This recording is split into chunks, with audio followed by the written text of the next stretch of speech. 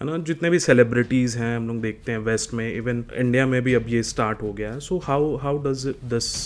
So you are asking कि western world में काम करेगा या नहीं करेगा. मेरे ख्याल से ना सी वेस्ट के अंदर भी बहुत सारे लोग हैं जो अभी समझने लगे हैं, और जो ट्रेडिशनली क्रिश्चियन कैथोलिक फैमिली से आते हैं उनको पता है कि पार्टनर एक ही रखना है. एंड स्पेशली आपने बिजनेसमैन की बात की ना, एक पर्टिकुलर बिजनेसमैन ने सगाई करी थी शायद, उसी के बाद से ईडी का छापा पड़ा बहुत रिसेंटली. अगर आप देखेंगे ना, एक पर्टिकुलर न्यूज़ को फॉलो करेंगे, वो सगाई फली नहीं है. लेडी के बारे में बता कि वो जब वो उसकी लाइफ में आती, जैसे ही वो मैसेज भी आना चालू होता है ना, पहली बार भी बैड न्यूज़ आने चालू हो जाते हैं, तो कि नहीं आप दूर ही अच्छे हो. ये आपका कार्मिक पार्टनर है, ये कर्म आपके जुड़े हुए हैं पिछले जन्म से. तो बहुत सारे कॉम्बिनेशन है ऐसे, जैसे 12th और 7th में आ जाए बुध जुड़ जाए 7वें घर के मालिक से, बुध जुड़ जाए शुक्र के साथ. 5th हाउस आपका लव लाइफ है कि आपको क्या अच्छा लगता है, या आपका धर्म का पुण्य. 9th हाउस 7th हाउस में आ जाए, बहुत अच्छी बात है, आपको पार्टनर अच्छा मिल जाएगा. पर सपोज कीजिए कि आपका पुण्य खाने के लिए आपका पार्टनर आ जाए. डिजीज के डेटाबेस है हमारे पास 14,000. आप ज्योतिष के पास क्यों जाते हैं? आप इसलिए तो जाते हैं कि आप मेरे को देख के बताओ क्या करना बेटर है. भाई तो ये तो पूछ ले कि शादी करने के बाद आपको झेलोगे या नहीं झेल पाओगे. ठीक है, मतलब मैं तो कई बार ना, जो आजकल की नई जनरेशन है, मैं उसको देखता हूँ कि उनका जो लैंग्वेज है इतना खराब है अपने पार्टनर्स के साथ, शादी के बाद इतना खराब है कि शायद ना आप अपने घर के नौकर को उस वैसे नहीं बुलाओ, या कुत्ते को भी वैसे नहीं बुलाओ जैसे लोग अपने पार्टनर्स को बुला रहे होते हैं.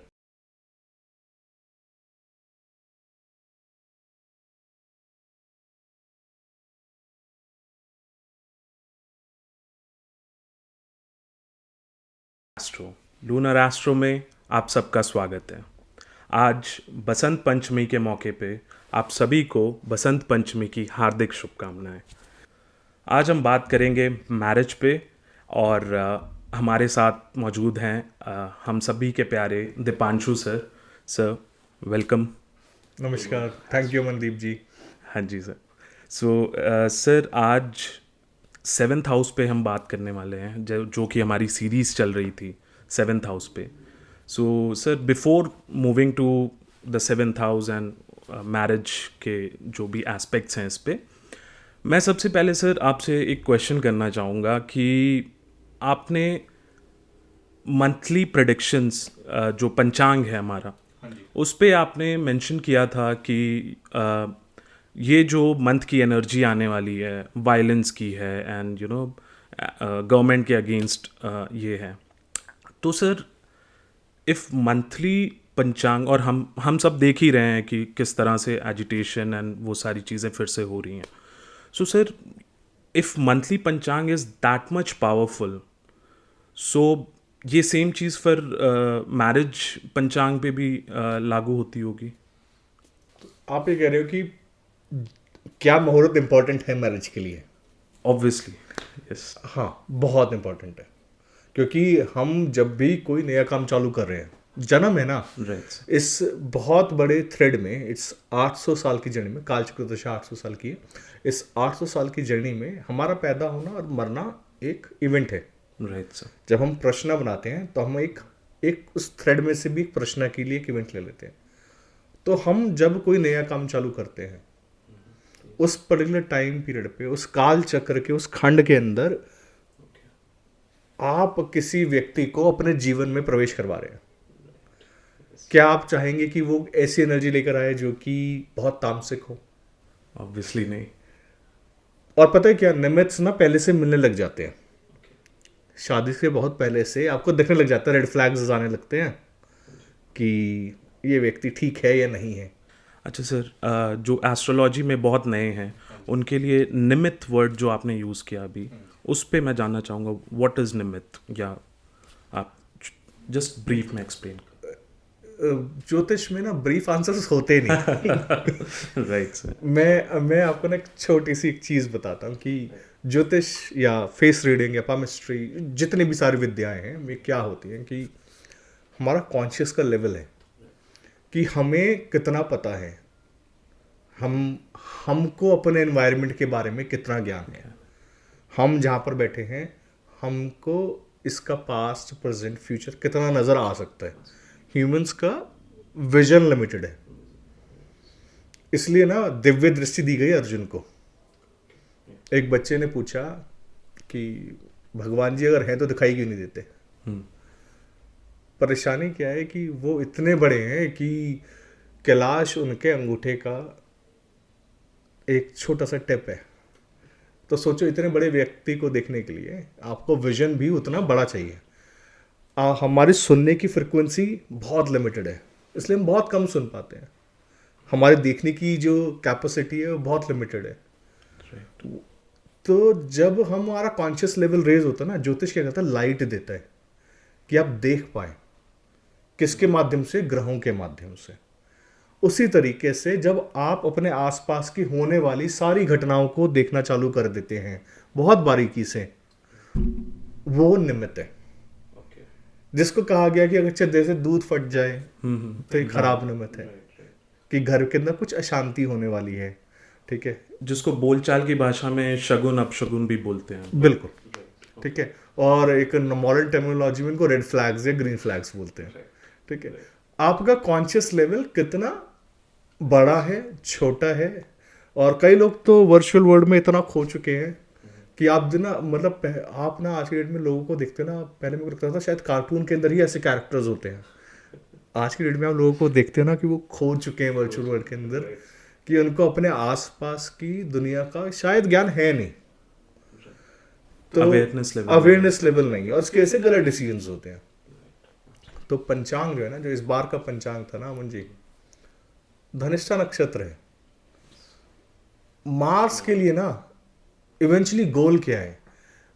शौर्य कमाना, तीसरा घर, लड़ना, छठा घर, और उसके बाद अमर हो जाना। यही तो है। राहु का घर के अंदर मंगल का प्रवेश है, जो कि धनिष्ठा नक्षत्र है। आधा कैप्रिकॉन में है, आधा एक्वेरियस में है। तो सारी कठिनाइयां, आप कठिनाइयां क्यों झेलते हैं? लोग इतना दुख क्यों झेलते हैं? ऐसी जिंदगी क्यों जीते? कोई तो रीजन होगा ना कि वो आराम से जिंदगी जी सकते थे। आज की डेट में क्योंकि कैप्रिकॉन के अंदर बहुत सारे ग्रह हैं, आप आकाश को अगर देखेंगे ना, आपको बिल्कुल सर के ऊपर सारे तारे नजर आते हैं, सारे ग्रह सर के बिल्कुल एग्जैक्टली ऊपर रात के अंदर। तो कोई तो ऐसा व्यक्ति है ना, कैप्रिकॉन इतना पावरफुल है कि वो बिल्कुल सर के एग्जैक्टली ऊपर होता है। इतनी डायरेक्टली चढ़ाई चढ़ने के लिए लोग डिफिकल्ट काम इसलिए करते हैं ताकि वो अमर हो पाए, उनको लोग याद रख पाए। और उन्हीं लोगों को याद रखा जाता है जो कि बहुत बड़े काम करते हैं। तो धनिष्ठा नक्षत्र है ना, अमर हो जाने का नक्षत्र है। तो सब लोग कोशिश करेंगे, और जिस तरीके की बाकी के पंचांग के एलिमेंट्स थे वो बहुत कंड्यूसिव थे नहीं सरकार के लिए। वो एक तरीके का टकराव था।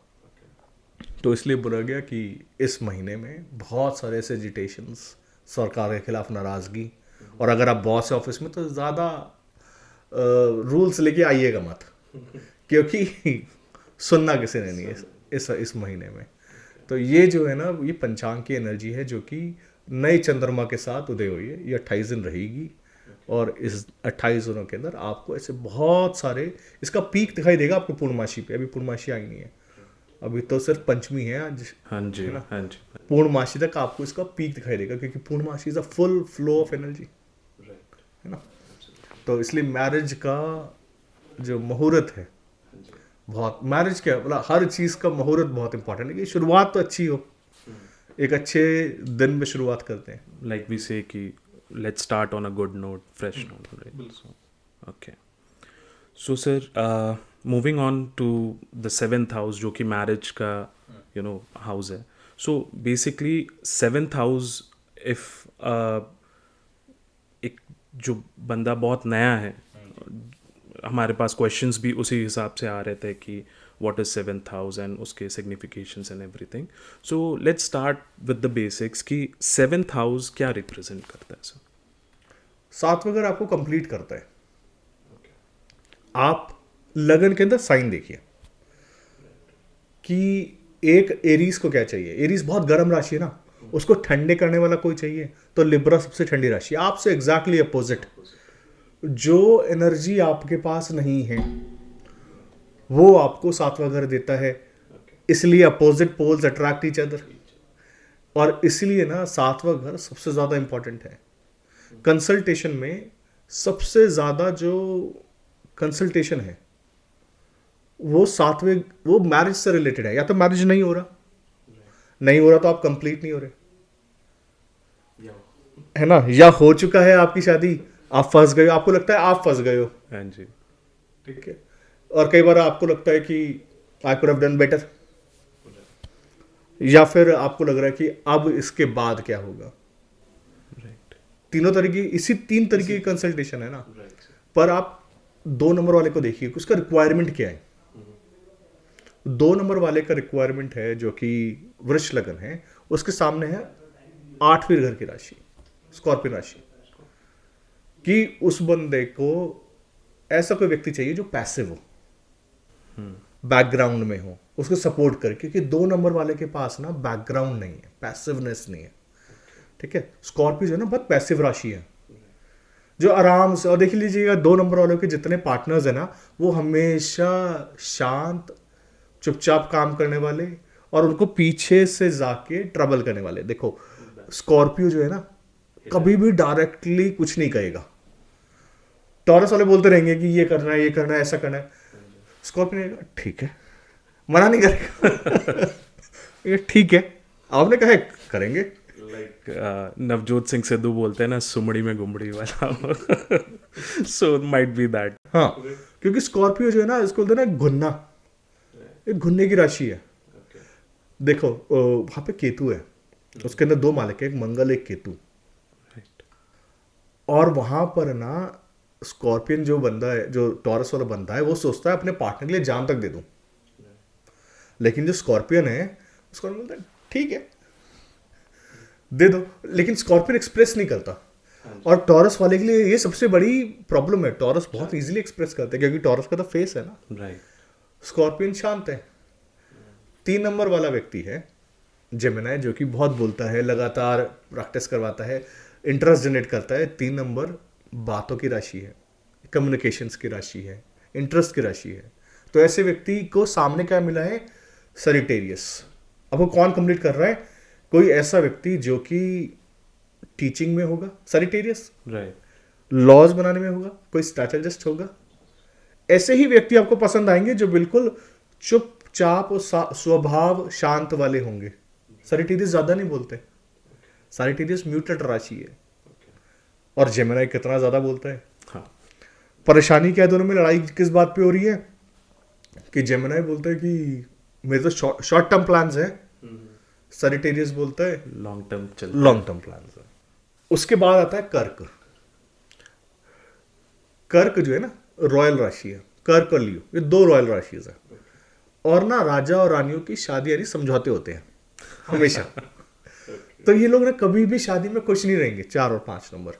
अच्छा, 4 नंबर वाले के लिए सामने कैप्रिकॉर्न है ना, मुश्किल राशि है, लेकिन उसका स्टेटस बढ़ाएगी शादी के बाद, या कम करेगी, डिपेंडिंग ऑन कोई प्लान कौन सा रहा है। इफेक्ट स्टेटस पे है। 5 नंबर वाले की राशि के सामने कौन है, एक्वेरियस है, इच्छा पूर्ति है, उसको एक्सपेंशन दे रहे हैं। लेकिन ना लियो का प्रॉब्लम क्या है, कि लियो को ना अनरियलिस्टिक एक्सपेक्टेशंस रहती हैं पार्टनर से, ओके, इसी वजह से ट्रबल है। एक्वेरियस में ना हर चीज हवा है। एक्वेरियस क्या साइन है, कि आप बोलते जाइए, करते जाइए, बोलते जाइए, उसके अंदर ना ज्यादा कोई कॉन्क्रीट चीज है नहीं, गैस है, आकाश तत्व है। आकाश तत्व है, ठीक है। तो आपसे जो अपोजिट एनर्जी है, 6 नंबर वालों के लिए राशि देखो इसी तरीके से। 6 नंबर वालों के लिए राशि कौन सी आती है, पाइसेस। कि वर्गो क्या है, कि हर चीज हर काम रूल से करूंगा, प्रोसेस में करना, प्रोसेस है, स्टैंडर्ड ऑपरेटिंग प्रोसीजर। पाइसेस क्या है, लेट इट गो। आपसे अपोजिट आदमी से ही आपकी शादी होनी है, यही तो सब, तो उसको 7वां घर है ना। अब अगर आप लकी हैं तो वहां पे आपको अच्छा प्लैनेट मिल जाएगा, बेनिफिक्स मिल जाएंगे। अगर आप लकी नहीं हो तो आपको वहां पे मैलेफिक्स, शनि मंगल राहु केतु, ये सारे के सारे प्लैनेट्स मिल जाएंगे। सो सर, जो अभी हमने साइंस पे बात की, अब जब प्लैनेट्स की बात आती है, सो हाउ मैलेफिक, तो इस पे बाद में आते हैं, पहले बेनिफिक पे बताइए कि how these effects their relationship, कैसा नेचर ऑफ रिलेशनशिप क्या होता है, बोथ बेनिफिक एंड मैलेफिक दोनों पे। ग्रह जो है ना, उसका एक पर्टिकुलर ऑब्जेक्टिव है, अगर आप ग्रहों के बारे में पढ़ेंगे ना तो बताया गया कि सूर्य क्या करता है, मंगल क्या करता है, बृहस्पति किस चीज़ का कारक है। बृहस्पति विजडम का कारक है। शुक्र जो है ना आर्टिस्टिक चीज़ों का कारक है। शुक्र सातवें घर के अंदर वो कारक भावनाश बन जाता है। बुध जो है ना सातवें घर से उसका कोई लेना देना नहीं, बुध आर्टिस्टिक है, बुध आपका हॉबीज है, बुध लड़ाई झगड़े का मालिक है ना छठे घर से, हर चीज में क्वेश्चन करने का, और वहां पे भरोसा नहीं होता। तो बुध के लिए वो मरण करण है, मंगल के लिए मरण करण स्थान है। ये चीज हमेशा हमेशा गर्म, मतलब पहला घर हमेशा गर्म रहता है, सातवां घर हमेशा ठंडा रहता है। तो वहां पे ठंडे ग्रह जैसे कि शनि एक्सॉल्टेड है, पर वहां पर ना देखिए सातवें घर के अंदर कितने ट्रबल है कि आप गर्म ग्रह नहीं ला सकते, कि मंगल और सूर्य नहीं ला सकते। गर्म ग्रह लाओगे तो क्या है कि आपके ब्लड का फ्लो सातवें घर में जरूरत से ज्यादा जा रहा है, आपकी लाइफ फोर्स सातवें घर में जा रही है, क्योंकि वही गर्म ग्रह हैं। और इसकी वजह से क्या होगा कि आपकी मैरिड लाइफ में ट्रबल आएगी, आपको फिजिकली बॉडी में भी ट्रबल आएगी। मरकरी आ जाएगा तो वो भी आपको ट्रबल करेगा फिजिकली, क्योंकि बुध के लिए मरणकरण है। एक डिक्टिम है मेरे ख्याल से ना PR नटराजन जी की बुक है कंपेंडियम ऑफ एस्ट्रोलॉजी, उसके अंदर से है कि 7th हाउस में मरकरी हो तो ऐसे व्यक्ति ना बहुत अर्ली एज के अंदर पार्टनर ढूंढने लगते हैं, या बहुत सारे ऐसे काम उनके साथ होते हैं कि वो सेक्सुअलिटी एक्सप्लोर कर लेते हैं।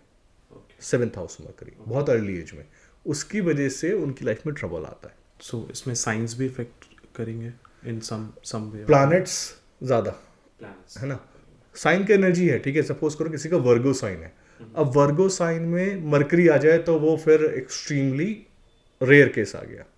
आपको दिख गया कि हाँ अब मैरिड लाइफ में प्रॉब्लम आना ही आना है, ट्रस्ट इश्यूज आने हैं, ट्रस्ट इश्यूज भी आने हैं, फिजिकली भी ये बंदा ट्रबल होगा।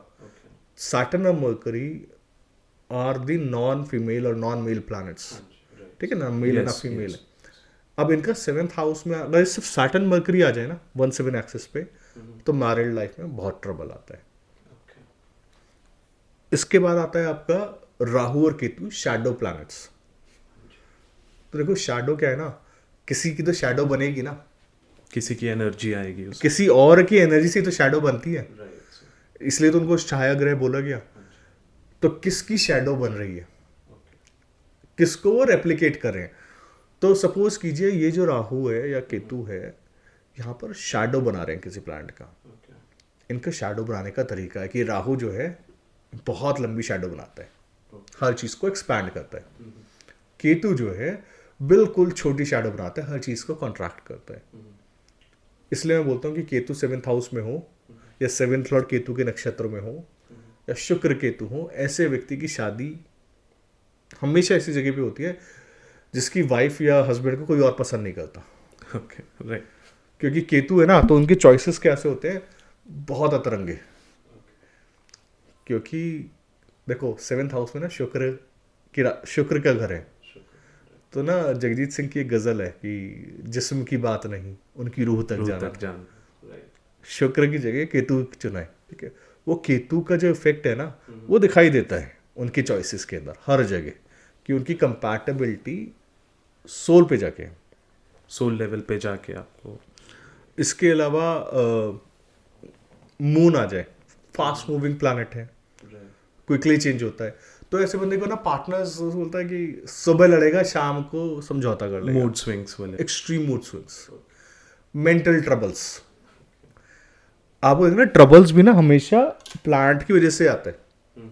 तो वो प्लैनेट का अगर मून अफ्लिक्टेड हो जाए, या मून अकेला है केंद्रुम योग में बैठा है, तो बंदे को डिसाइसिव नहीं है क्या करना है शादी के अंदर, रिलेशनशिप रहना है नहीं रहना है इसके साथ। आपको बहुत लोग दिखेंगे इस मज़दार के अंदर, ईमेल्स के अंदर वो भेजते हैं ना कि, या फिर वो कंसर्न में लिखते हैं अपने कंसल्टेशन के कि मेरे को पार्टनर मतलब पार्टनर मिल रहा है, शादी ये ऑफर्स आ रहे हैं, किसके साथ चूज करना है। देखना 7th हाउस में ना मून का प्रोमिनेंट इफेक्ट दिखाई देता है, डिसीजन नहीं ले पा रहे कहीं। बिल्कुल, क्योंकि मून जो है ना स्विंग करवा रहा वगैरह की कमिटमेंट नहीं है। और सर इसमें अगर ये तो डिसीजन नहीं ले पा रहे किससे शादी करनी है, और ये सेम चीज़ इफेक्ट करेगी कि अगर मैरिज अच्छी नहीं चल रही है and moon is in the 7th house, और ये सो वो भी डिसीजन नहीं ले पाते कि इस मैरिज से निकलना है कि नहीं निकलना है? डज दैट आप ऑल्सो हैपन? आप एक चीज़ देखना कि कई लोग होते हैं जो बैड मैरिड लाइफ में होते हैं, हाँ जी, पर ना वो डिवोर्स तक नहीं जाते। राइट। उसका रीज़न क्या है कि वहाँ पे ना पुश पुल इफेक्ट बना होता है। ये पूरे चार्ट में हर जगह पे होता है। आपको ना कई लोग दिखेंगे जॉब्स के अंदर, वो कहेंगे ये काम खराब है, खराब है, खराब है, फिर वहीं पे टेके रहेंगे। हर जगह पे ना आपको ऐसे हर घर के अंदर ये इफेक्ट्स दिखाई दे सकते हैं जहां पर ना पुश पुल इफेक्ट बन जाए। पुश पुल इफेक्ट मतलब एक एग्जॉल्टेड एक डेबिलेटेड प्लैनेट, ओके। या फिर सपोज करो उसका 7th लॉर्ड तो एग्जॉल्टेड हो गया और 7th हाउस में डेबिलेटेड प्लैनेट आ गया, ओके। या मैलेफिक प्लैनेट आ गया, तो 7th लॉर्ड बोलता है ना डिवोर्स नहीं होने दूंगा। सो डायरेक्शन नहीं मिल पा रहा है, एक एक एनर्जी इस रहने तरफ में खींचती है और एक बोलती है कि हाँ। निकल जाने में बेटर। तो उन दोनों में से कोई एक हावी नहीं हो पाता। जैसे ही उनमें से कोई एक हावी हो जाएगा, कई लोग तो होते हैं ना कि हाँ clear cut bad married life है। मैं बताता हूँ वो चार्ट्स ना अमनदीप सबसे अच्छे होते हैं जो लाइफ में ना कंप्लीटली बैड या कंप्लीटली गुड हाउसेस होते हैं। क्योंकि मान लो एक हाउस में कंप्लीटली नेगेटिव इफेक्ट है, वो बंदा मेंटली है ना कि होना ही नहीं है ये हमसे। बहुत क्लियर है हाँ। थॉट प्रोसेस में। कुछ लोग हैं कि हाँ ये हम कर सकते हैं। ये जो मीडियम वाली जनता है ना, मतलब वो एक सही बेल कर्व है ना सर, हाँ। बीच में ही फंसते हैं जो फंसते हैं। कि वो लोग हमेशा खुश होते हैं जिनको पता है कि वो फेल होने वाले हैं या पास होने वाले हैं। जो बीच की जनता है ना वो हमेशा, और पता है 90% चार्ट ऐसे ही होते हैं लाइफ के अंदर। इसलिए मैं बोलता हूँ अगर चार्ट में एक जगह एनर्जी का कॉन्सेंट्रेशन हो जाए, एक घर में हो जाए, या फिर कोई घर के से रिलेटेड किसी भाव से रिलेटेड अगर कोई प्लैनेट एग्जॉल्टेड हो जाए, मतलब उस घर में एग्जॉल्टेड प्लैनेट बैठा है, उसका डिस्पोजिटर एग्जॉल्टेड है और उसको एग्जॉल्टेड प्लैनेट देख रहा है, ब्रिलियंट है वो घर। अपोजिट भी हो जाए तब भी अच्छा। एक श्लोक है जैमिनी सूत्रम का, आरुद्र लगन से अपोजिट या तो एग्जॉल्टेड प्लैनेट हो या डेबिलिटेड प्लैनेट हो, दोनों में राजयोग है। डेबिलिटेटेड में कैसे? क्योंकि अगर डेबिलिटेड प्लैनेट भी होता है ना तो बंदे को डिटरमिन होता है कि मैं ये काम ना स्क्रैच से चालू करता जरूर है। ये राजयोग के कॉम्बिनेशन है। एग्जॉल्टेड डेबिलिटेड नहीं होना चाहिए। मतलब उसको क्लियर रहता है ये काम करना है।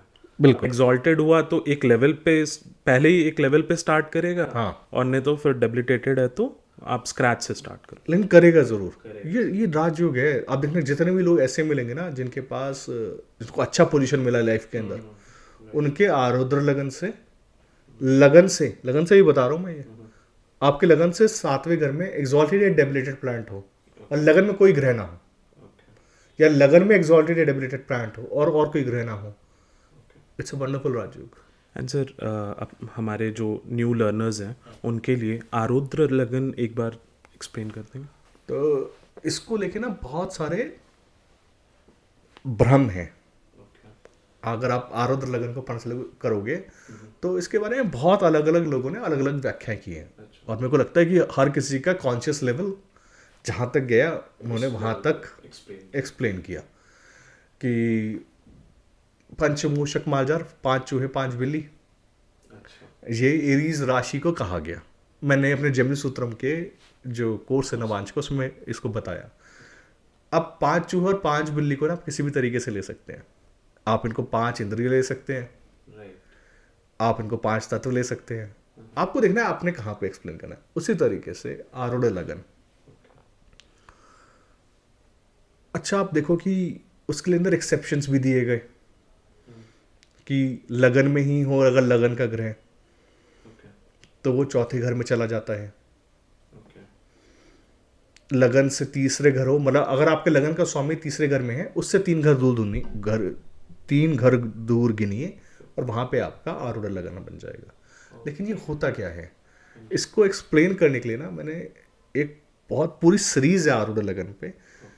ये बेसिकली आप किसी वजह से तो पैदा हुए हैं ना, आप किस वजह से पैदा हुए हैं वो आपका आरूढ़ लगन है।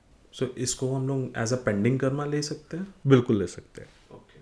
लेकिन मैं कह रहा हूँ कि जब मैं बोल रहा हूँ ना, ये हो सकता है कि पेंडिंग कर्म बहुत कंट्रोवर्शियल सा टॉपिक हो जाए, या फिर बहुत वेग है कि कौन से वाला है ना, कौन से वाला प्रारब्ध कर्म क्वेरीज है। भी ऐसी आती हाँ, हैं आजकल है की। ना, कि मेरे को पेंडिंग कर्म जानना है, मैं बोलता हूँ कौन से वाला है, कौन से प्लानट का या कौन सी राशि का।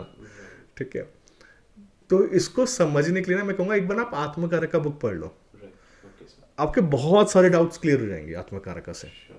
सो सर, अब बेनिफिक और मेलेफिक पे हम लोग आए हैं। अब सर इसमें दो तीन क्वेश्चंस हैं कि जो मल्टीपल पार्टनर्स वाली बात आती है जहाँ पे, क्योंकि आजकल आप देख रहे हो कि इट्स जो वेस्ट का कल्चर है वो इंडिया में भी it's showing their effects.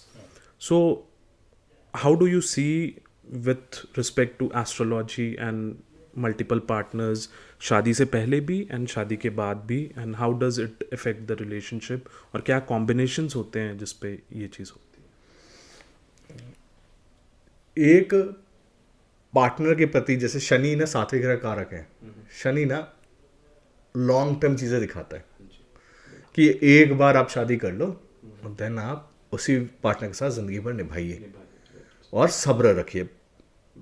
Because आप जिस तरीके से रोमांस देखते हैं आजकल नई जनरेशन, उस तरीके का रोमांस होता नहीं रियल लाइफ के अंदर, और रॉन्ग एक्सपेक्टेशंस की वजह से बहुत सारे ट्रबल्स जनरेशन्स को होते हैं।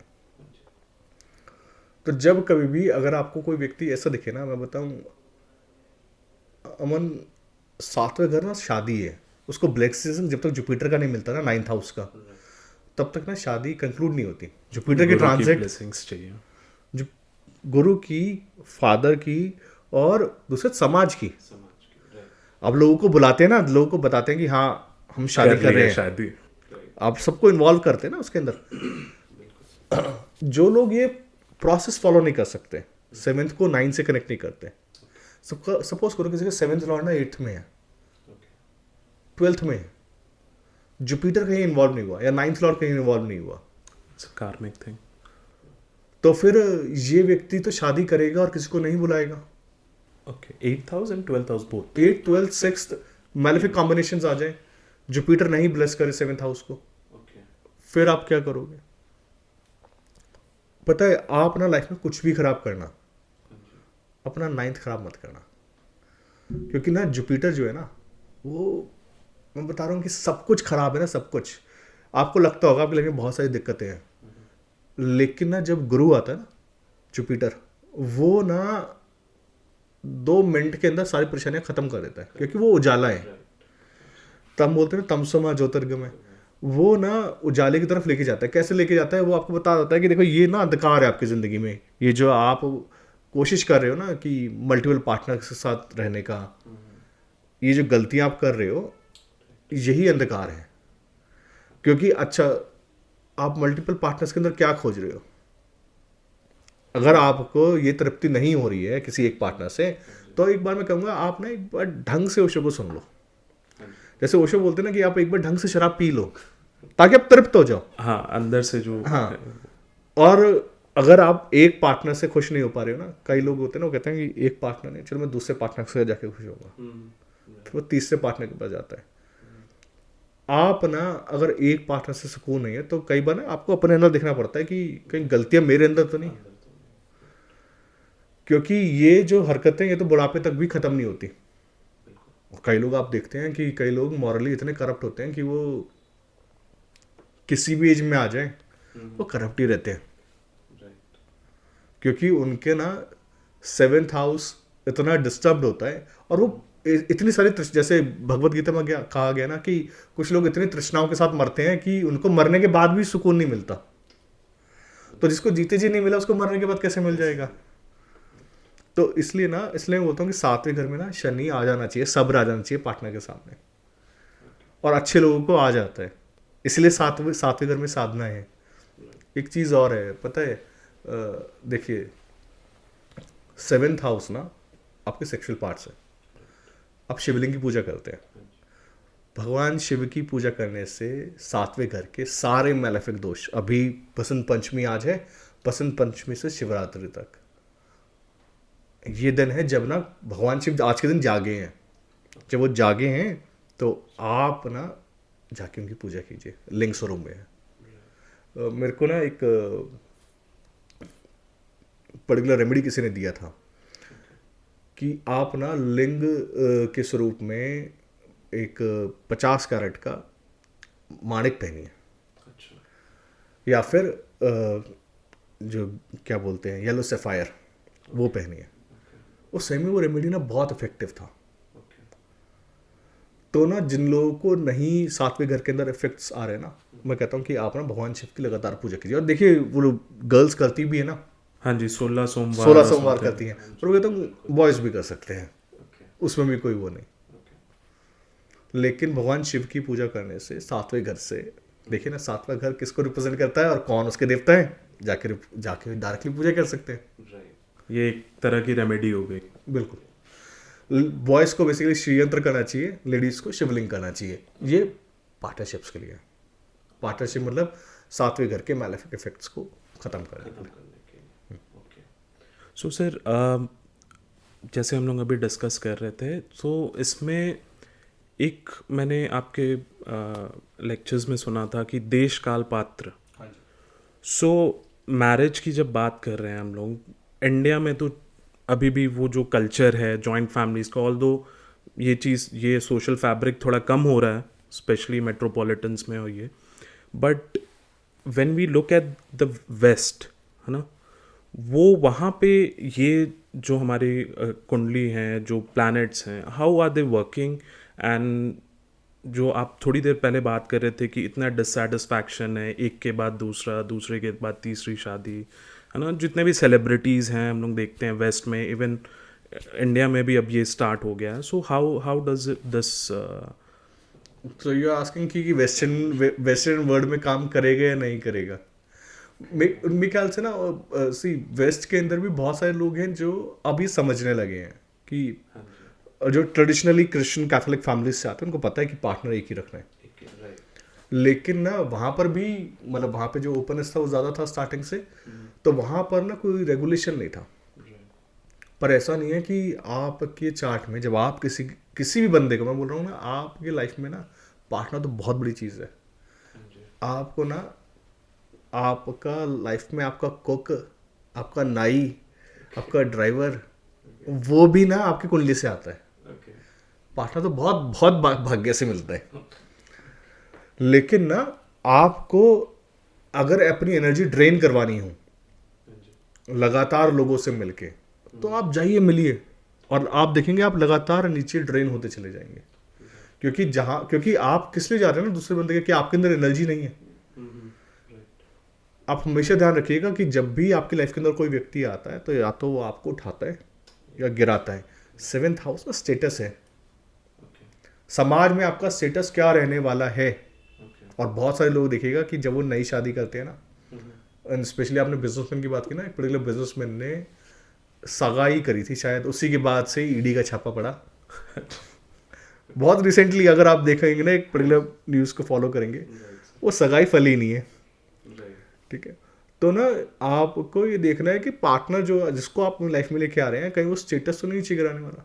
सो सर, ये जो आपने अभी बात की कि सगाई वाली जो इनकी, सो ये कुछ ऐसा होता है कि हम लोग कुछ ऐसी एक्टिविटी करते हैं जहाँ से वो हाउस एक्टिवेट हो जाता है और समथिंग हैपेंस इन दैट? पता है क्या, कि आप जब कोई काम कर रहे होते हो ना, आपकी लाइफ में कोई व्यक्ति आए, अब वो व्यक्ति आपके थॉट्स को गवर्न करेगा। आपके अच्छे और बुरे कर्म सारे के सारे अब उसके साथ जुड़ गए हैं, उसके आपके साथ जुड़ गए हैं। क्योंकि अभी तो आप बेसिकली गंधर्व विवाह तो आपने कर ही लिया है। कुछ लोग ना बैड लक्स की तरह होते हैं। मतलब मेरा एक ना स्टूडेंट है, अभी उसकी शादी हो ही नहीं है। तो वो मेरे को ना एक पर्टिकुलर लेडी के बारे में बता रहा था कि वो जब वो उसकी लाइफ में आते हैं ना, सडनली ना उसकी लाइफ में डाउनफॉल्स आने चालू हो जाते हैं। अच्छा, ये और वो 7 से 8 बार ऐसा हो चुका है कि वो गई तो लाइफ अच्छा चल रहा है, बहुत बढ़िया अच्छा चल रहा है, सब कुछ ठीक है। जैसे ही वो मैसेज भी आना चालू होता है ना, पहली बार भी बैड न्यूज़ आनी चालू हो जाती है, तो कहता है कि नहीं, आप दूर ही अच्छे हो। कई लोग ना अलार्मिंग सिग्नल्स के साथ आते हैं कि हम आपकी लाइफ में क्या करने वाले हैं। सो सर, एक एक चीज़ ये भी जानना चाहूँगा, जो कॉम्बिनेशंस होते हैं, लाइक बहुत बार मैंने सुना है कि ये आपका कार्मिक पार्टनर है, ये कर्म आपके जुड़े हुए हैं पिछले जन्म से, तो वो आई मीन उसको नलीफाई करने के लिए शायद ये मैरिज है, और जो रिलेशनशिप्स भी मैं होते बताऊँ, हैं। बहुत सारे कॉम्बिनेशन हैं ऐसे, जैसे 12th लॉर्ड 7th में आ जाए, ठीक है, या 6th हाउस जो कि प्रारब्ध दशा है, 6th का मालिक 7वें घर में जुड़ जाए, बुध जुड़ जाए 7वें घर के मालिक से, बुध जुड़ जाए शुक्र के साथ, ठीक है, कारक के साथ जुड़ जाए, या फिर बृहस्पति जुड़ जाए शुक्र के साथ, 12th लॉर्ड है, या केतु जुड़ जाए शुक्र के साथ। सो सर, 5th हाउस भी कहीं रिलेशनशिप के लिए कुछ इन्वॉल्वमेंट रहता है? तो 5th हाउस आपका लव लाइफ है ना, कि आपको क्या अच्छा लगता है, इसलिए बोला गया 5th और 7th का कनेक्शन लव मैरिज दे देता है। लेकिन 5th और 7th का कनेक्शन मान लो 8th में हो रहा है, अब क्या करेगा? अब तो वो आपकी शादी होगी जरूर बिना मर्जी से, और उसके बाद ना आपका डाउनफॉल 110% पक्का है। यही 5th और 7th का कनेक्शन सेकेंड हाउस में आ रहा है, ठीक है, आपको पैसा भी मिलेगा, आपका स्टेटस भी ग्रो होगा, लव मैरिज है। ये 11th हाउस में आ रहा है, घर से भाग के शादी है। तो 5th हाउस ना आपका पुण्य है, आपका पुण्य कहाँ फलित हो रहा है। आप देखना, कॉम्बिनेशन पढ़ना कभी कि 7th लॉर्ड 5th हाउस में जाए, अच्छा कॉम्बिनेशन नहीं बताया गया। 5th लॉर्ड 7th हाउस में आ जाए, अच्छा कॉम्बिनेशन है कि आपका पुण्य आपके पार्टनर में फलित हो चुका है, तो आपको अच्छा पार्टनर मिल जाएगा। आपका पुण्य 5th हाउस या आपका धर्म का पुण्य 9th हाउस 7th हाउस में आ जाए, बहुत अच्छी बात है, आपको पार्टनर अच्छा मिल जाएगा।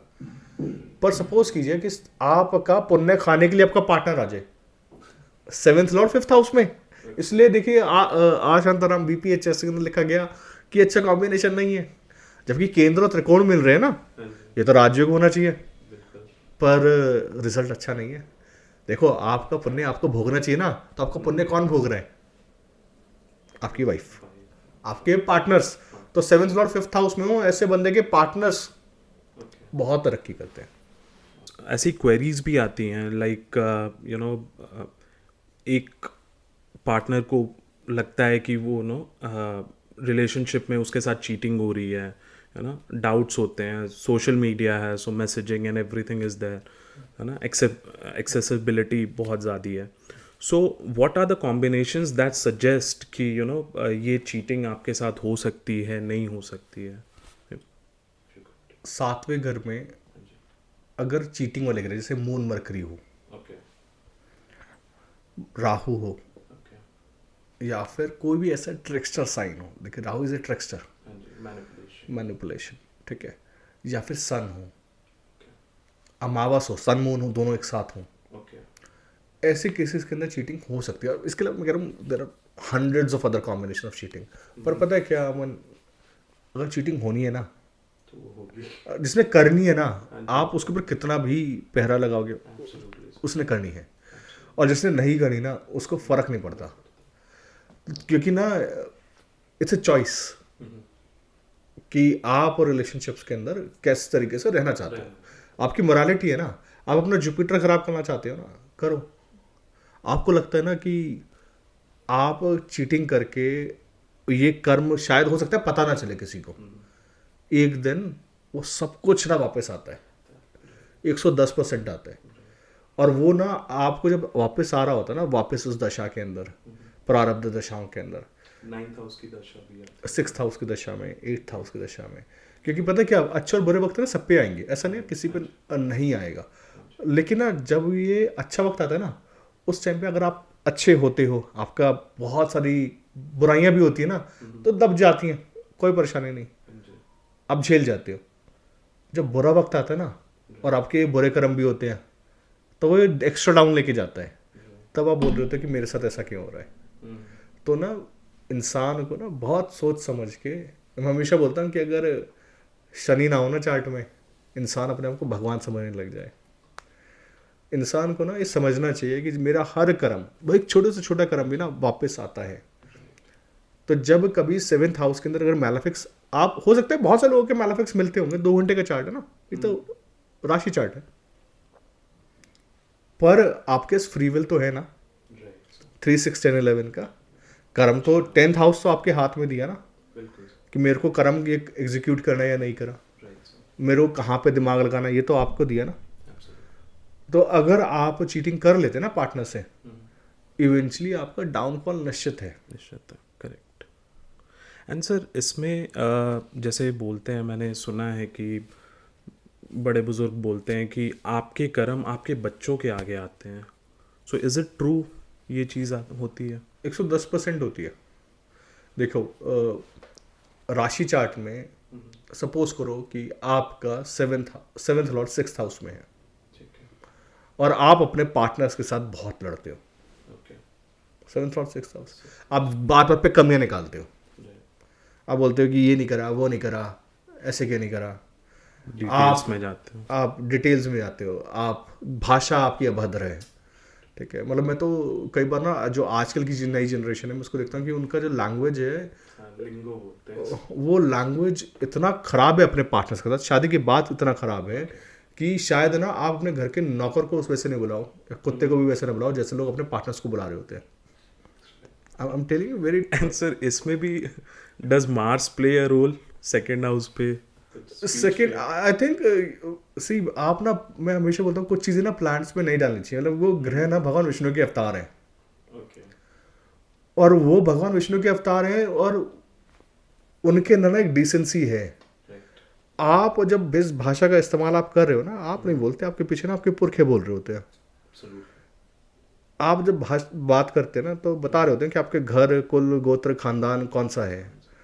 तो आप अगर मतलब मेरे को अगर आप जानवर से भी बात करो ना तो भाषा की मर्यादा मत खोइए। कुछ लोगों में वो होती नहीं, क्योंकि ना शायद खानदान का असर है नहीं,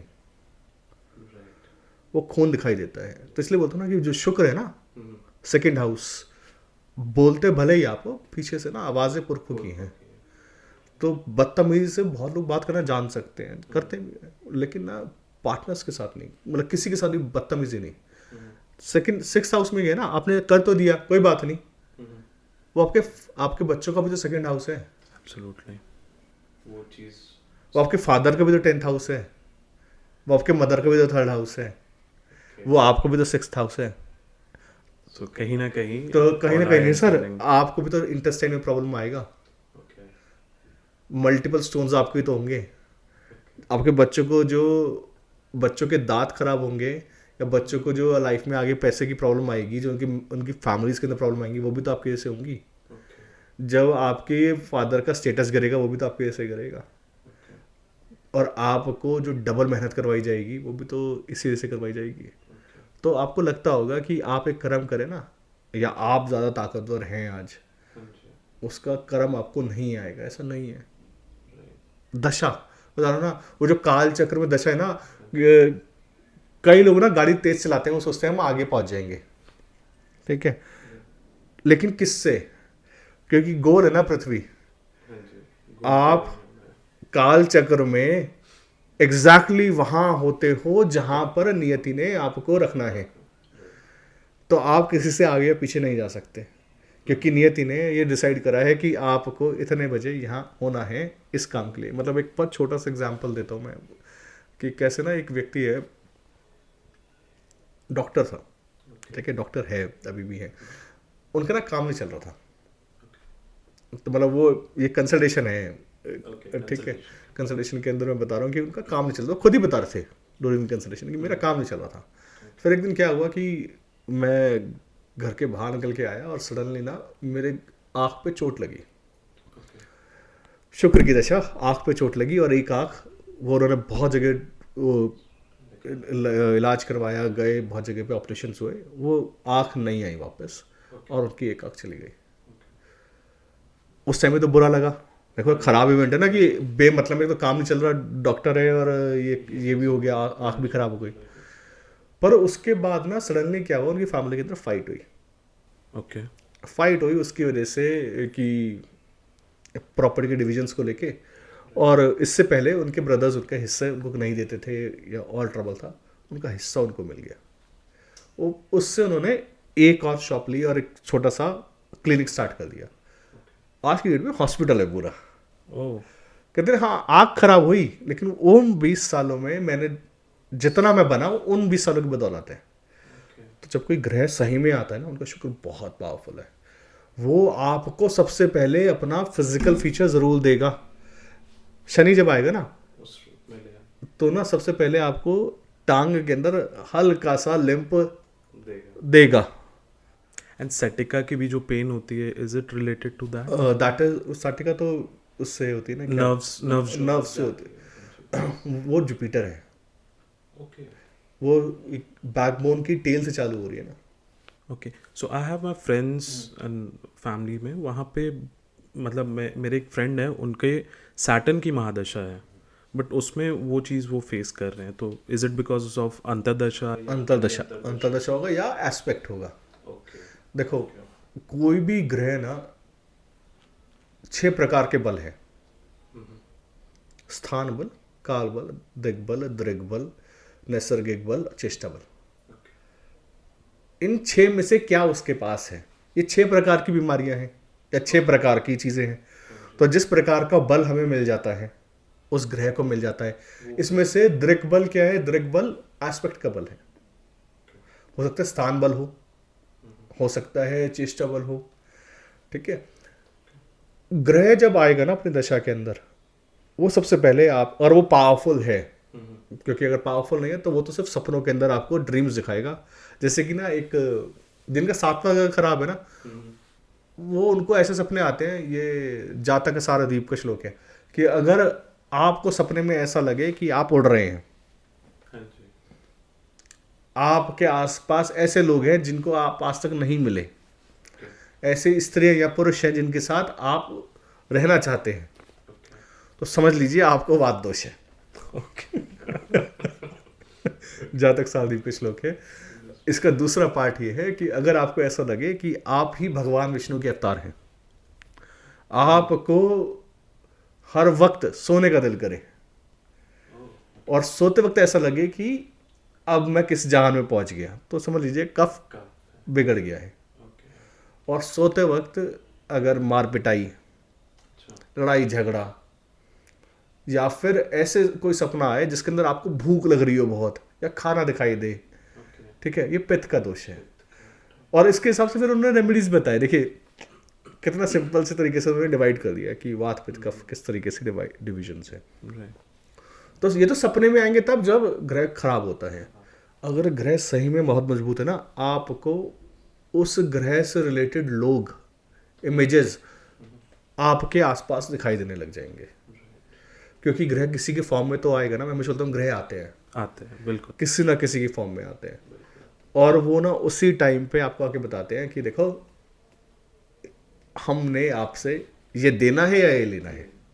वो एग्जैक्टली आके वही बात करते हैं और बोलते हैं इसको चालू करते हैं, ये बिजनेस करते हैं, या फिर ये पार्टनर है। 7वां घर वात है ना, वायु तत्व के वात का दोष है। तो जिनका वात दोष है, जो हमेशा फैंटेसी लैंड्स में रहते हैं, जो हमेशा इधर उधर की बात करते हैं, उनको वात दोष ठीक कर लीजिए, वात दोष ठीक हो जाएगा तो हमारी लाइफ भी ठीक हो जाएगा।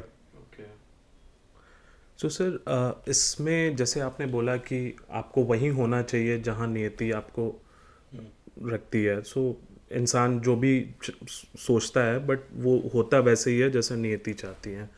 तो सर यहाँ पे फिर एस्ट्रोलॉजी और जो रेमेडीज प्रोवाइड होती हैं, हाउ डज दिस वर्क्स? मतलब एक पर्सपेक्टिव तो ये भी है ना कि जब जो चीज़ जो होनी है वो होना है, हाँ। तो फिर आप बिल्कुल डीआरडीओ के साइंटिस्ट की तरह नहीं, इट्स जस्ट अ पर्सपेक्टिव, क्योंकि हमारे जितने भी ऑडियंस हैं दे क्वेश्चन। ठीक है। तो एक लेडी आई, and before we start, DRDO वाला जो बैंटर था उस पे things are going on, so if you would like to comment on that. So DRDO में करीब 80 से 100 साइंटिस्ट थे उनके सीफीस लैब में। और मैं देख के हैरान था कि देखो, मतलब मैं बोल रहा हूँ ना कि लोग आपके आसपास वो होते हैं जो आपकी दशा होती है। डीआरडीओ ना पिछले करीब 6 महीने से चल रहा था कि वो मेरे को टाइम देते थे कि इस दिन आ जाइए, मैं बोलता था इस टाइम नहीं है, या फिर मैं बोलता था कि अब बुला लो, अब मैं आ सकता हूँ, तो बोलते थे कि हमारा लैब नहीं है, या ये करीब 6-8 महीने से नहीं हो पा रहा था। दशाई सूर्य राहु। काम क्या करता है वो डीआरडीओ का लैब? वो काम करता है आग बुझाने का, कि इमरजेंसी में जब आग लग जाए, मतलब किसी भी इक्विपमेंट में, हेलीकॉप्टर में, शिप में, कहीं पे भी आग लग जाए, किसी भी प्रोपल्शन सिस्टम के अंदर, तो इमरजेंसी ऐसे कौन से इक्विपमेंट्स हो सकते हैं जो आग बुझा दें वहीं की वहीं? सूर्य राहु। ठीक है, उसी दशा में होना था। तो करीब 90 साइंटिस्ट थे, और मेरा जो टॉपिक था वो था एस्ट्रोलॉजी एंड आयुर्वेद। तो मैं जो बात पे कफ मैं बता रहा हूँ, या जो केस स्टडीज़ मैंने उनको दिखाने के लिए गया, जैसे कि आपने देखा होगा लैपिस लजुली, कितने लोगों को दिया है ना, हम कहते हैं ऑनलाइन है, आप जाके देखो, करो, खुद एक्सपीरियंस करो। लैपिस लजुली स्किन डिजीज़ के लिए क्यों अच्छा है? क्योंकि स्किन डिजीज़ कब होती है? जब पित्त खराब है, पित्त स्किन में आ रहा है, मतलब मंगल जो है, सूर्य जो है बुध के साथ जला रहा है, उसकी वजह से रिएक्शन स्किन में आ रहा है, उसमें पस पड़ गया है तो कफ भी आ रहा है। ठीक है, यही तो दो वो हैं। सबसे ठंडा कलर कौन सा होता है? नीला। तो क्या पहना रहे हैं? Lapis lazuli. रिजल्ट देता है, हर बार देता है। ठीक है, ट्राइड टेस्टेड ऑन एटलीस्ट हमारे योग तंत्र के अंदर ही, अगर आप डेटा बैंक देखेंगे ना, कल हमने 14,000 चार्ट्स अपडेट करे योग तंत्र के। कोई नहीं करता डेटा बैंक के अंदर काम। दुनिया को ना लगता होगा कि लूनर एस्ट्रो के अंदर काम, जब बोलते हैं ना कि काम करना है, तो ये काम नहीं कर रहा होगा कि डेटाबेस आपके लिए अपडेट कर रहा होगा कि डिजीज के डेटाबेस है हमारे पास 14,000, जो कि हमारे अपने हैं, कहीं और से नहीं लिए। उसके अंदर ना एटलीस्ट 200 केसेस हैं लैपिस लजुली वाले, उनके फीडबैक्स एंड रिपोर्ट्स हमने अलग से स्टोर करके रखे हैं। तो अब वहाँ पे क्या हुआ कि ऑफकोर्स बेस्ट ब्रेन्स हैं, 1%ers हैं। तो वो क्या, मैंने जब बोलना चालू करा और मैंने डेटा नैरो डाउन करना चालू करा, तो उन्होंने क्वेश्चंस पूछे, एंड उनका बिल्कुल क्वेश्चन ये था कि जब होना है तो होना है। अच्छा, same thing was that, right? होना है तो होना है, फिर जान के क्या करना है? ठीक है, तो मैं उन्होंने बोला कि ठीक है, चलो एक एग्जाम्पल देते हैं। एक ना लेडी आई मिलने के लिए, लड़की अराउंड 28-30 का एज था उनका, स्टैनफोर्ड से लॉ ग्रेजुएट है, Jupiter 7th house Aries, 8th house Mars Rahu, दशा जुपिटर। मैंने उनसे पूछा, आप देखो 7th हाउस में है ना, मार्शियन साइन में है, जुपिटर बैठा है, तो मैंने बोला मैडम आपको ना प्रॉब्लम तो नहीं होना स्टार्ट हो गया, या दर्द तो नहीं हो रहा यूट्रस के आसपास, because 8th house Mars Rahu है ना, यूट्रस लेके जाएगा। और पता है जब जुपिटर 7th हाउस में है तो जुपिटर इज जीव, तो यूजुअली ना अगर मेल चार्ट होता मैं बोलता शिलाजीत खान चालू कर दिया है। I'm telling you, this is a really wonderful example. क्योंकि शिलाजीत क्या करता है, 7th हाउस कौन सा हार्मोन बनता है? टेस्टोस्टेरोन। ठीक है, फीमेल चार्ट है। मैंने बोला मैम एस्ट्रोजन तो नहीं खा रहे आप? And she was like sir 4 दिन पहले ना डॉक्टर ने लिख के दिया है। अब एस्ट्रोजन ना कभी इसमें नहीं आता, डायरेक्टली नहीं आता, वो बर्थ कंट्रोल पिल्स में आता है। जीव देखो ना, जीव कार्य का बर्थ कंट्रोल पिल, क्या रिजल्ट होगा उसका? एस्ट्रोजन इतना गर्म होता है कि जीव पैदा नहीं होने देता, तो जुपिटर को मार रही है ना, उसका रिजल्ट क्या होगा? यूट्रस खराब हो जाएगा। मैं बोला मैम बी केयरफुल, इसमें ना आपको यूट्रस का कैंसर होने वाला है। So what was the reaction and how was it? तो 2 प्रेडिक्शन थे। मैं बोला एक तो ये तो नहीं खा रहे, दूसरा सेकंड था आप प्रोबायोटिक्स खा रहे हो, 4 दिन पहले चालू करा है। तो दोनों चीजें एक साथ चालू हुई। डॉक्टर के पास गई हैं क्योंकि स्टमक में क्रैम्प्स आ रहे हैं, दर्द हो रहा है। डॉक्टर ने क्या करा, बर्थ कंट्रोल पे लिख दिया, अनमैरिड है। ठीक है, अब वो अभी तो हो सकता है खा जाए, लेकिन ये दशा में जैसे ही जुपिटर में मार्स आएगा, जुपिटर में राहु आएगा, ये तो नहीं झेलेगा ना। जुपिटर में वीनस आ जाएगा, क्योंकि मंगल शुक्र के साइन में ना, इसलिए प्रोबायोटिक पूछा मैंने। जुपिटर शुक्र के साइन में, तो सॉरी मार्स वीनस के साइन में ना, Jupiter Aries Mars Rahu Venus sign, तो ये दशाएं तो खराब जाने वाली है ना हेल्थ के लिए, वो आई थी करियर रीडिंग के लिए। ओके। पर मेरे को तो करियर की जगह जो दिखाई दिया वो मैंने बता दिया। तो जो होना है ऐसा नहीं है, आपका एक्शन तो इन्वॉल्व है ना वहाँ पे, right, free will involve. Free will बिल्कुल इन्वॉल्व है, क्योंकि अगर आप नहीं करोगे ना, प्रिकॉशंस नहीं लोगे, तो ये आपको ट्रबल करेगा आगे जाके। So if I understand correctly, आप यू आर सेइंग इज कि फ्री विल जो हमारे हैं, हमें वो प्लैनेट लेट्स सपोज पाथ 1, 2 या 3 देता है, राइट? अब हम क्या चूज़ करते हैं, that is you know the best of the best जो चूज़ कर सकते हैं, दैट डिपेंड्स। हम वो डिसीजंस लेते हैं जो हमें पता होता है, जितनी हमारी नॉलेज होती है, जो हमारा कॉन्शियस लेवल होता है। आप ज्योतिष के पास क्यों जाते हैं? आप इसलिए तो जाते हैं कि आप मेरे को देख के बताओ क्या करना बेटर है। परेशानी क्या है, कंसल्टेशन के ड्यूरिंग में लोग वो सुनना नहीं चाहते हैं कि जो एस्ट्रोलॉजर बताना चाहते हैं। वो बोलते हैं कि मैंने तो सोच लिया है, कंफर्मेशन के लिए आते हैं ये बस। मैं करना चाहता हूँ, आप बस बता दो ये होगा या नहीं। और अच्छा, आपको दिखाई नहीं दे रहा परेशानी क्या है, आपको दिखाई दे रहा होता कुछ और। तो आप जब एस्ट्रोलॉजर के पास जाते हैं ना, तो आप मत पूछिए कि मैं ये करने वाला हूँ, ये होना। लेट द एस्ट्रोलॉजर स्पीक ना, उसका काम ही वही है, उसको बताना ही वही है कि भाई साहब ये आपका चल रहा है, ये होने वाला है, ये होगा। उसके अंदर क्योंकि उसका कॉन्शियस लेवल आपसे ज्यादा है, तभी तो आप उसके पास जा रहे हो। अननोन चीज को जानने के लिए जा रहे हैं, राइट? अगर आपको पता है कि मेरे को करना ये है, मेरे को बस राइट टिक कर दो इसको या इसको या इसको, तो फिर फायदा नहीं। ऐसे आते हैं सर केसेस, बहुत सारी क्वेरीज आती हैं जिसमें जस्ट कंफर्मेशन चाहिए उनको कि बता दो ये होगा नहीं होगा। हाँ, मतलब कि ये शादी करनी है या नहीं करनी। भाई तो ये तो पूछ ले कि शादी करने के बाद आपको झेलोगे या नहीं झेल पाओगे, या करनी भी चाहिए नहीं करनी चाहिए। तो ऐसे केसेस के अंदर ना you have to be very careful. और मेरे को लगता है कि जब आप कंप्लीटली सरेंडर होके जाते हो ना, then it makes more sense, तब आपको सही डायरेक्शन मिल पाता है।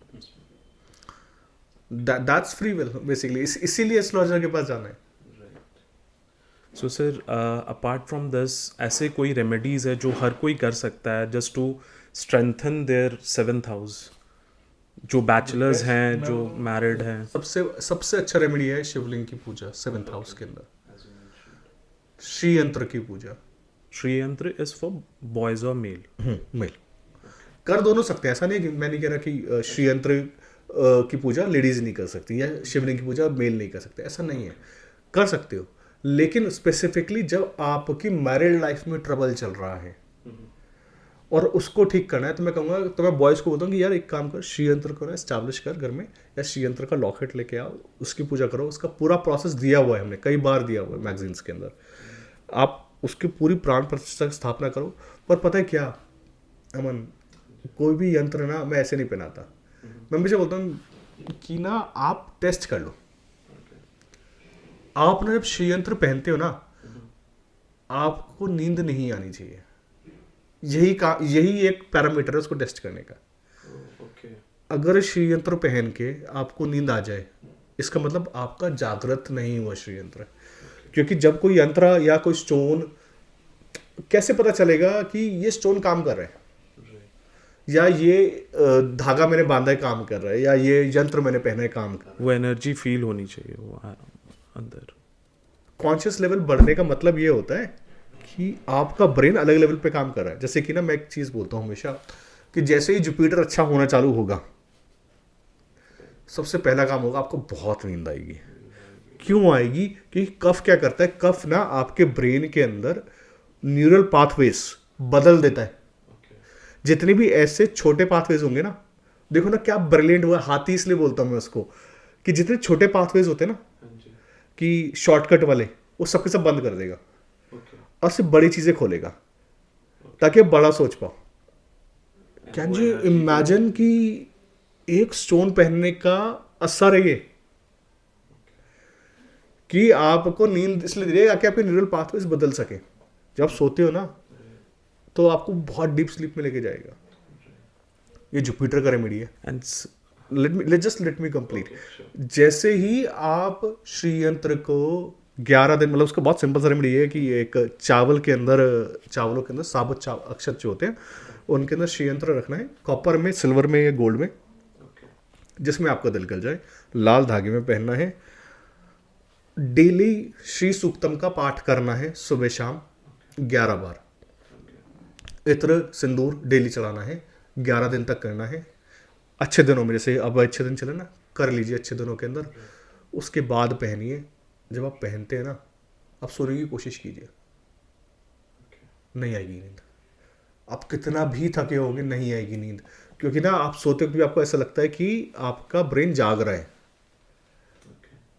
और उसको पहन के सो नहीं सकते। तो 2-3 दिन टेस्ट करिए, चौथे दिन उतार के सो जाइए। ठीक है, तभी तो पता चलता है ना कि ये काम कर रहे हैं।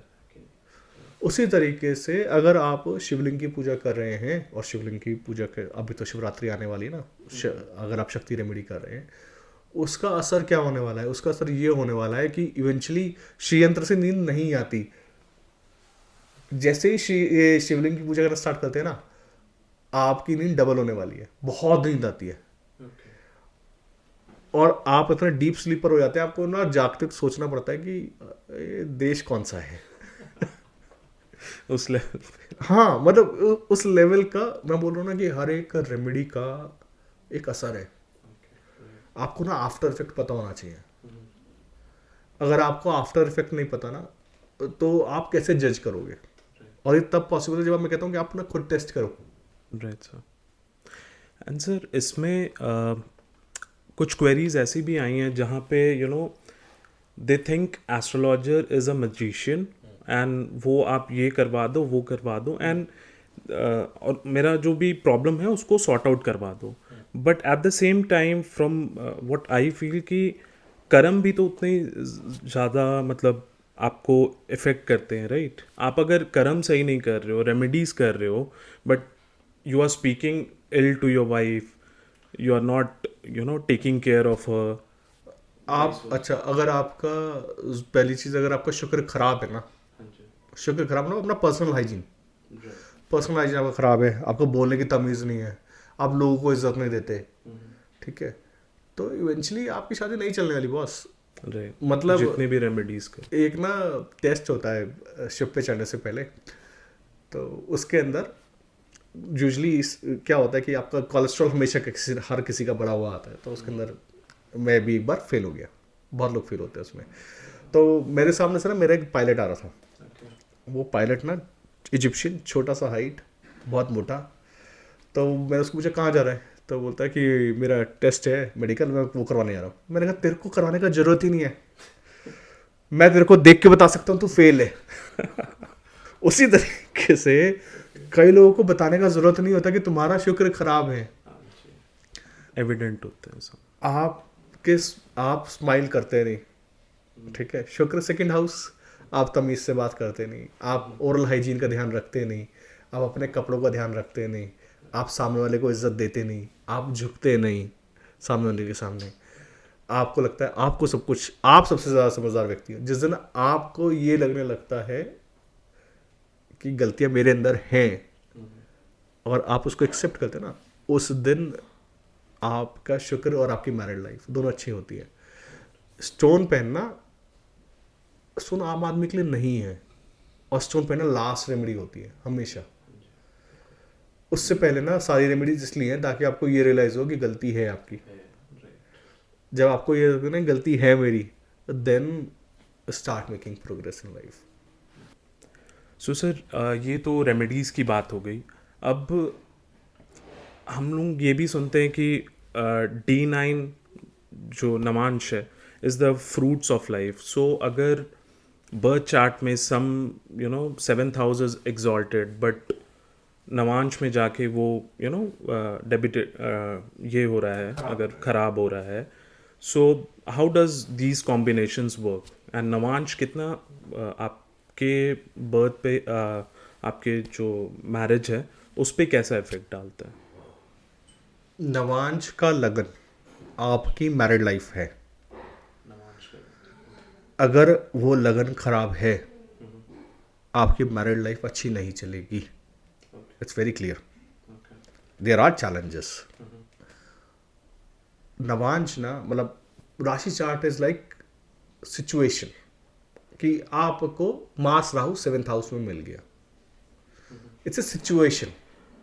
उसका आउटपुट क्या है, फ्रूट क्या है, वो नवांश है. सपोज करो मास राहु तो 7th हाउस में मिल रहा है, लेकिन नवांश का लगन ही ठीक है और मास भी अच्छा जगह बैठा है.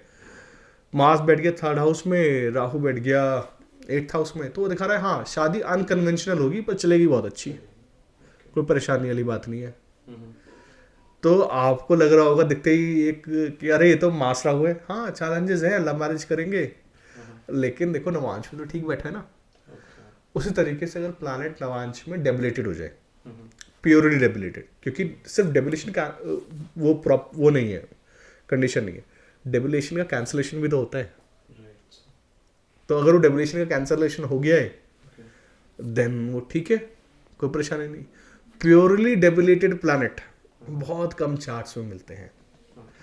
प्योरली एग्जॉल्टेड प्लैनेट बहुत कम चार्ट्स में मिलते हैं, ध्यान रखिएगा. सो अगेन ये पुश पुल बर्थ और नवांश में भी चलता है ये. बिल्कुल हर एक डिविजनल चार्ट में चलता है ये. एंड सर हमारे बहुत सारे जो लिसनर्स हैं वो आज के जेन जी लाइक जो लिंगो में बोलते हैं.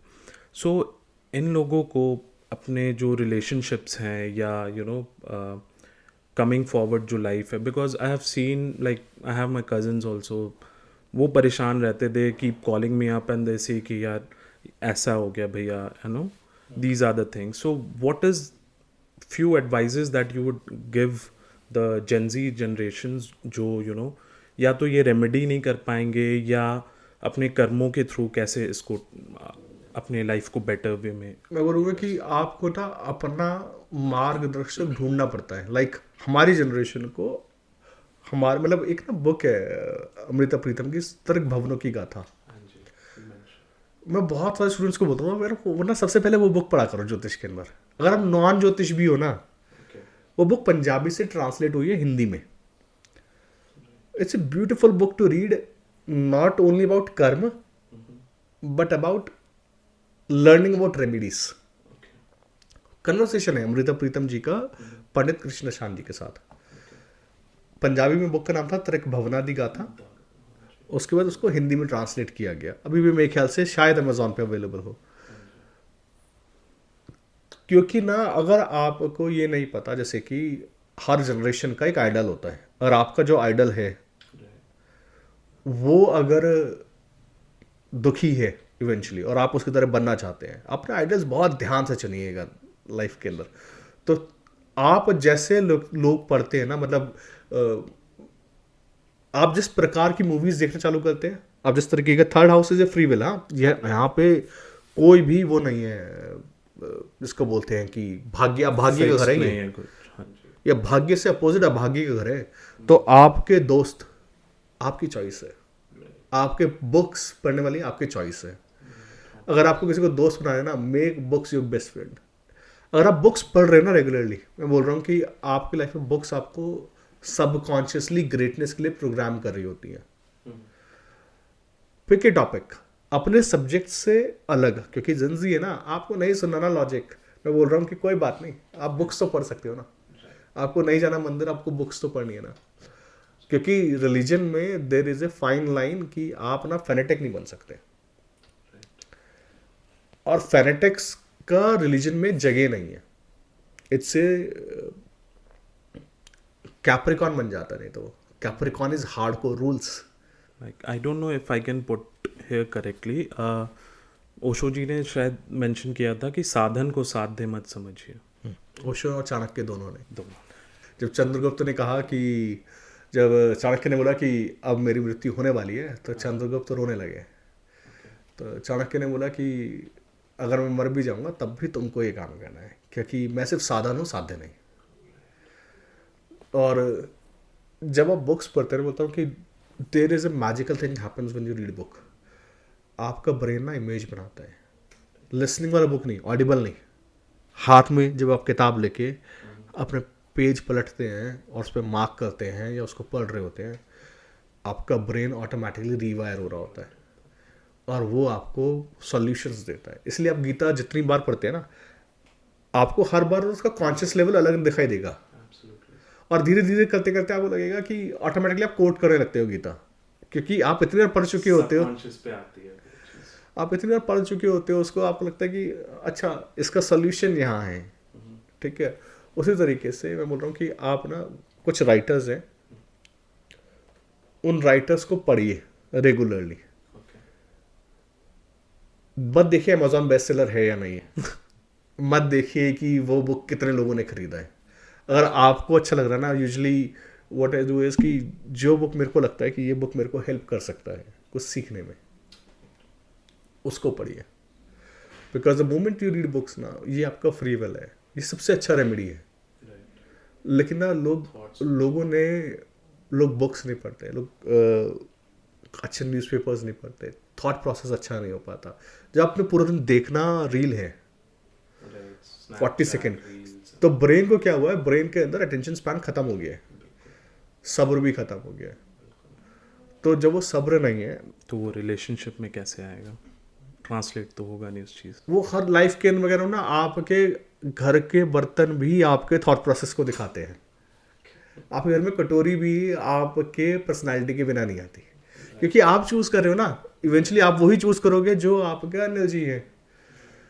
और इसलिए ना मैं बताऊं कि जब मैं कोई चीज़ डिज़ाइन कर रहा होता ना, या फिर मैं, अब बहुत सारी चीज़ें मेरे हाथ से निकल गई, फिर भी मुझे बहुत सारी चीज़ें मैं डिज़ाइन करता हूँ, मैं हमेशा बोलता हूँ कि इसके अंदर ना लूनर नक्षत्र दिखना चाहिए, बिल्कुल। Right.